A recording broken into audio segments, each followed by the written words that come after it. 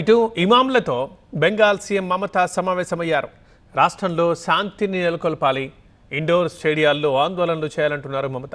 Fake వీడియోలతో బెంగాల్ని BJP బదనాం చేస్తోంది. కుంభమేళా తొక్కిసలాటపై యోగి సమాధానం చెప్పాలి. బెంగాల్లో అల్లర్ల వెనక అమిత్ షా హస్తం ఉంది. సో అమిత్ షాని మోదీ కంట్రోల్ చేయాలంటూ విమర్శించారు మమత.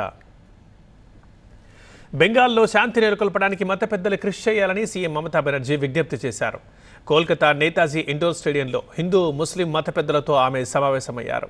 వక్ఫ్ చట్టంపై Bihar CM Nitish, AP CM Chandrababu ఎందుకు మౌనంగా ఉన్నారని ప్రశ్నించారు మమత.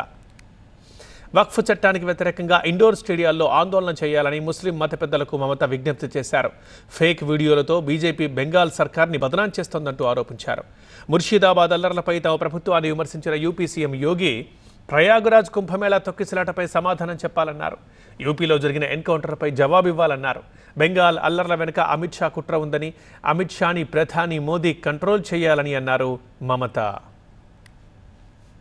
लेकिन बाहर से लेके आया 2-3 मीडिया जिसका रुपया बीजेपी पार्टी खुद देता है, बाहर से भी उसका संपर्क है, वो आके झूठा वीडियो दिखाता है, फेक वीडियो दिखाता है.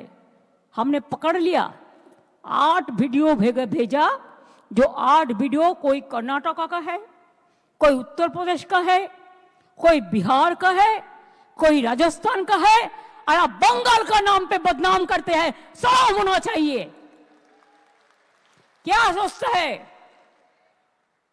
আমি আপনাদের বলবো, ইমাম সাহেবরা, আপনাদের আমরা অনেক শ্রদ্ধা করি, পুরোহিতদের আমরা অনেক শ্রদ্ধা করি, আমরা সর্বধর্ম সমন্বয়ে বিশ্বাস করি, আমরা রামকৃষ্ণ পরমহংসদেবকে বিশ্বাস করি, আমি স্বামী বিবেকানন্দকে বিশ্বাস করি, আমি রবীন্দ্র নজরুলকে বিশ্বাস করি. বাংলা স্বাধীনতা আন্দোলনের জন্ম দিয়েছে.